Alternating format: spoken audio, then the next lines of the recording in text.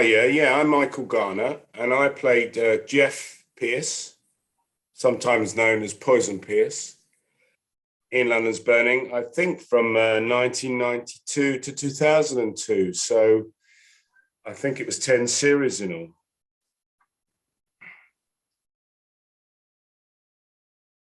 Well, I remember it all quite vividly, actually. I was in a play in the West End, sort of football comedy called An Evening with Gary Lineker, which I've been did for about 9 months.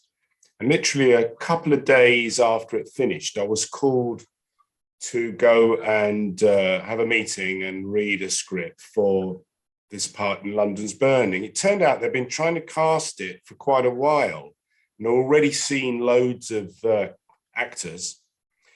And they were running out of time because literally I went in on the Wednesday and the following Monday I started down at the fire school at Southwark with the training.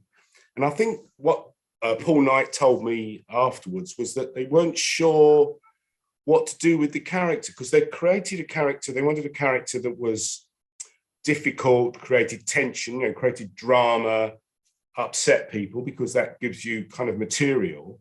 But at the same time, he had to be part of the watch and had to be a competent fireman, and people would be able to work with him. And they weren't quite sure how that was going to go. And in the end, I was just one of a lot of actors they saw. They saw me very late. And in fact, I remember it really clearly, actually. So I just had a baby, or my partner, Paula, had just had a baby. And I came home from the meeting and there was already a message from my agent saying they've rung and you've got the part. So they decided very quickly in the end. Right. And 2 days later, I was being measured for my uniform and I was down at Southwark learning how to climb ladders and turn hoses on and so on.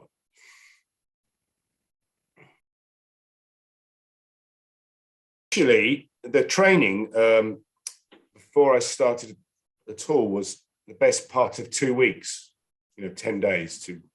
I actually did it with John Alford, who was Billy Ray, and he started at the same time. So we were there together. And then we would film a series, would take something like 9 months, and then we'd have a break, maybe do other things. And then every time before we started a new series, we used to go back for the best part of a week because they'd have new equipment and things, and some of the stuff had potential to sort of chop your arm off and things. So you had to kind of have a vague idea how to use it. But initially it was for a couple of weeks. But actually, as much as the physical training with equipment, it was just really good to sort of hang out with firemen all day. And you kind of soaked up the very particular culture of the London Fire Brigade and the sense of humor and the way they related to higher ranks and so on. It was just, as an actor, because primarily, although we're actors really just dealing with a kind of acting challenge, that was the real valuable bit of that 2 weeks. And so you're not just sort of making guesses, you're actually being a bit more informed about the way you kind of do the scenes in the mess and do the scenes. And we actually stayed, I spent a couple of nights at Manchester Square fire station in London overnight and went out and shouts with them and all the rest of it, and just generally tried to soak up as much as I could. The show to film, one episode took roughly 2 weeks, after a 6-day week and a 5-day week. And it would depend a bit on the storyline. But crudely, you could say that you spend 3 or 4 days in the real fire station, in the appliance bay and in the yard and those kind of things. Then you spend 2 or 3 days. And the nature of filming, as I'm sure you know, is that you do all the scenes in one location at the same time. So let's say there were 5 or 6 scenes in the Nick's office or whatever in an episode. You would come in at 7 in the morning and you would film them all in a row, not in story order. So you'd do all of those and then you'd move to the mess, which was a studio set within a film studios, and so on, and the dorm and so on and so forth. And then in the second week, depending on the size of the shout, you would move out to obviously a real location.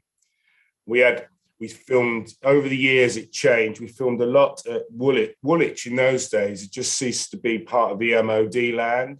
I mean, now it's all flats, isn't it, and fancy new builds and so on. But then it was just a deserted little town with architecture from the 18th century right through to 60s tower blocks. So you could make it look like anything. And any of the big stuff like a fire station or a hotel or any of the big scale, a lot of that for some years was all done at Woolwich. And of course, everything looked good in the dark. A lot of it was night shoots.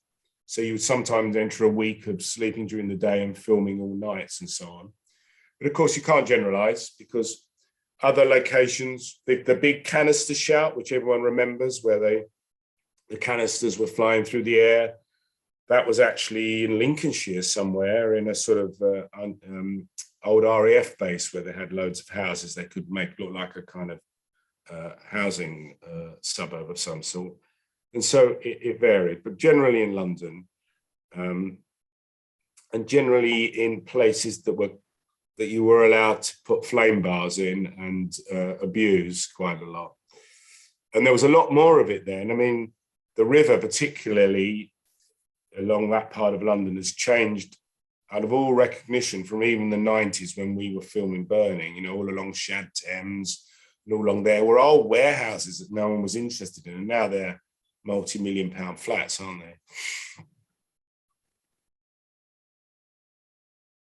Poison Pearce was an invention of the writers. It's nothing to do with me. It just appeared in a script one day. I suspect it was an invention of one of the writers called Simon Sharkey, who wrote a lot of the scripts at the time. And obviously, they wanted a kind of fly in the ointment character, you know, and which was the point of Geoff, really. And because nicknames were, a lot of characters had nicknames, of course. And just early on, I'm not sure, it just crept into the scripts. People started calling him Poison. And sometimes in Burning, there's a bit of improvisation as well, or sometimes, especially in shouts. So people will just pick that up and it just sort of, it stuck and stayed really for the whole. But what was nice about Geoff was that he had no idea that he thought he was doing everything procedurally correct. You know, he was the good guy.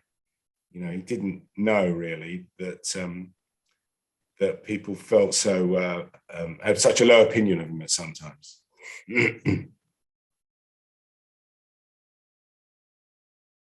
Well, of course, initially Geoff was married to Patty Pearce, was played by an actress called Yvonne O'Grady. She was quite a piece of work. And this is kind of interesting because although storylines, writers sit down and invent storylines, sometimes they're almost put on a plate by other circumstances. And if I remember all this correctly, and sorry, Yvonne, if I don't, but I remember that Yvonne did the first, whatever it was the first two series, and then decided for whatever reason she didn't want to do anymore. And so she left.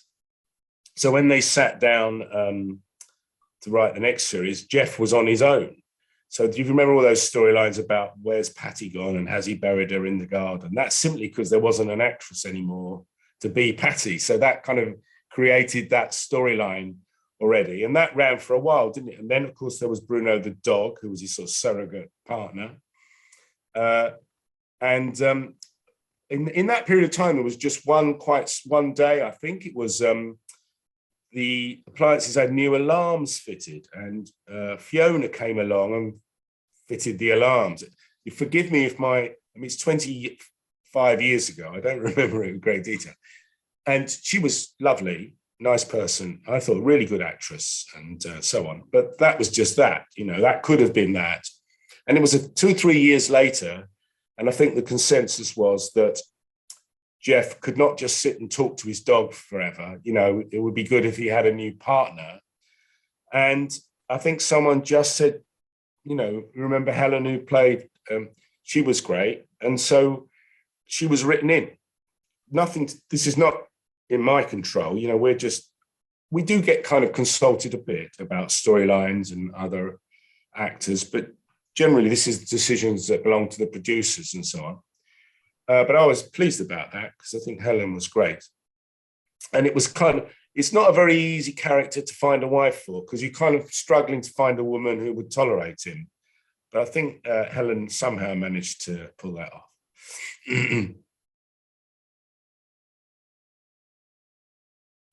So Bruno, that was an invention of the writers as well, as I say, really just so that Geoff didn't have to talk to himself when he was at home.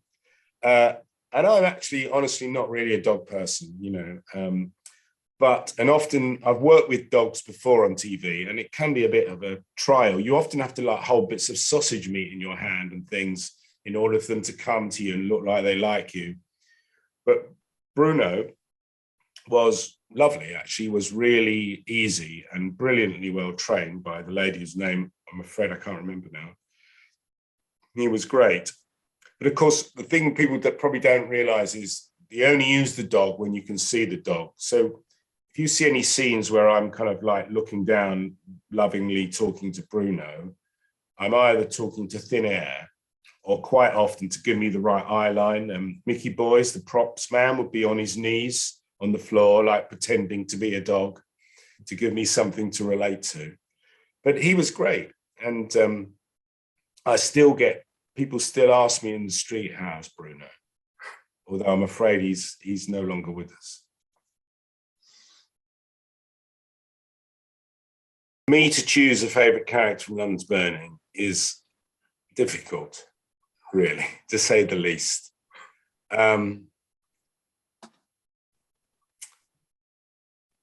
I don't know. I think I might go with Clingfilm. That seems a safe bet. Chris Larner's a really funny guy who played Clingfilm, and was always immense fun doing those rather ridiculous little sequences with him. And he was sort of right on the edges of character, really, wasn't it? It was a lot of character needed in small doses. But him and Geoff together, they were always fun days, those for me.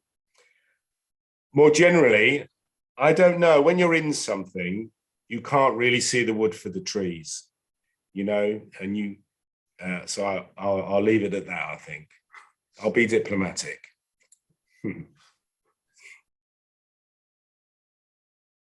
What can I tell you about Eve?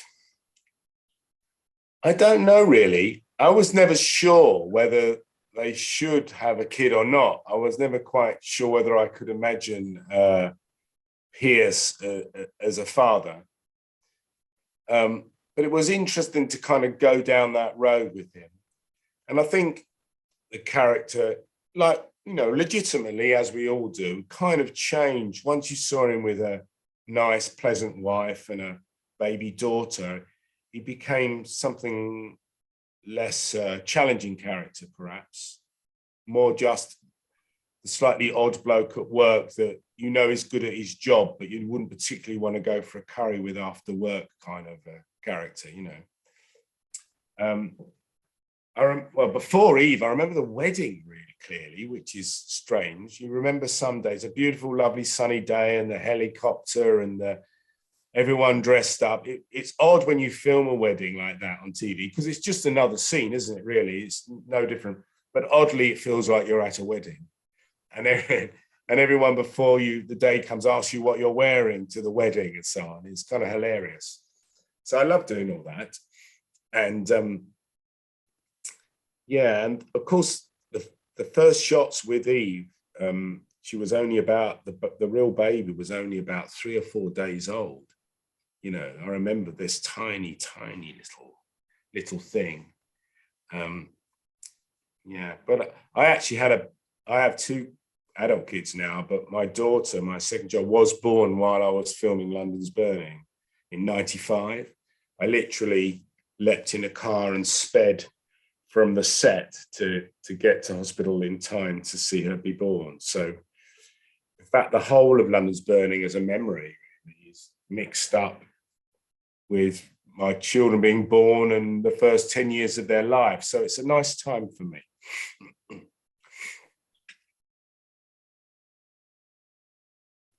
I'm trying to be honest, I started it, nearly 30 years ago.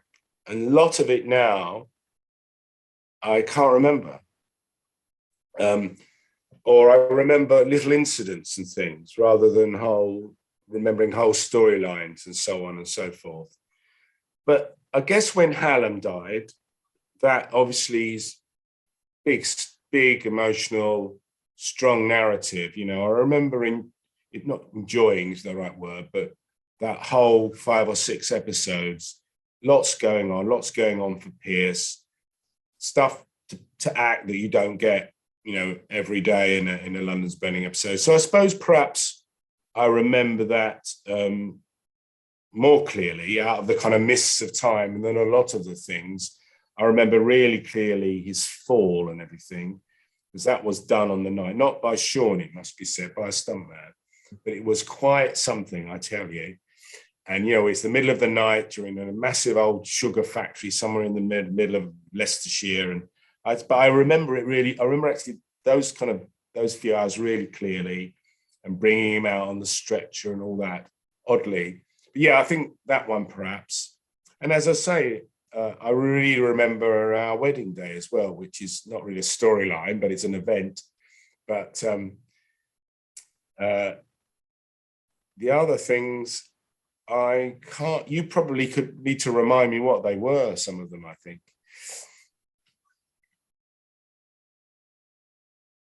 Well, all three really, actually, they're all very different. I mean, Andrews, who was Nick, was there for a long time when I started, and I knew him a little bit from before London's Burning, actually. And Johnny Guy Lewis, who came later, became quite a good friend. I used to see socially as well.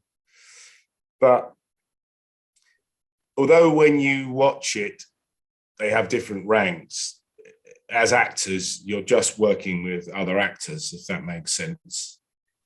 I completely understand why people always focus a lot on the fire brigade stuff, because it's exciting and it's of scale and everything. But sort of 80, 90% of our days were just trying to remember the lines, trying to make the scenes live, look like a human being, do the storylines justice, which are sort of actors' problems, if you know what I mean.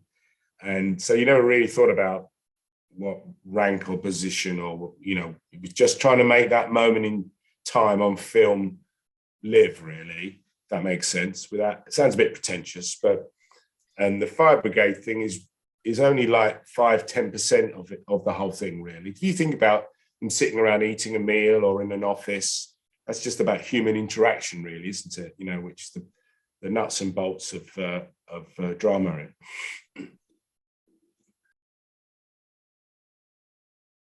Look what I found in my study.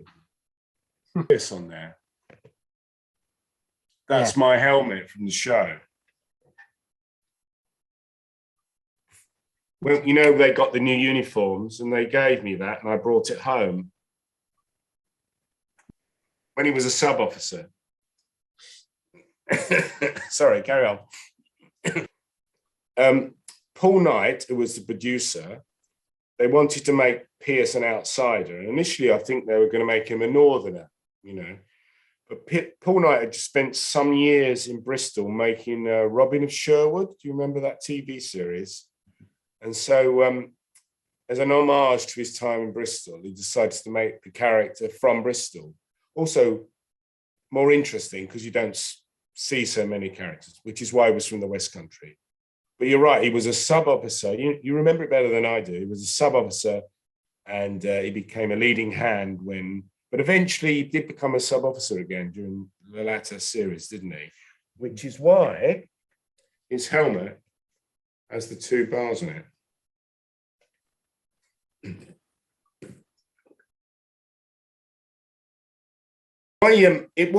It sounds like a sort of showbiz cliche, but we did get on well, actually. Although I don't see many of them anymore, not in I'm in touch with people, but not in a kind of very regular way. What it reminds me of, if this makes sense, is football teams I used to, you know, if you're playing a football team with a load of guys and you enjoy their company and you enjoy playing with them and you see them on a Sunday morning, you know, it was that kind of feeling, if that makes sense. A nice feeling. And I I have no real memory of any big stand-up rows with the actors. Everyone got on with it, which is quite unusual, really. And so it was a nice time. Obviously, because I was there for 10 years, people come and go a bit. But it's a very nice, and it pretty well filled the 90s for me.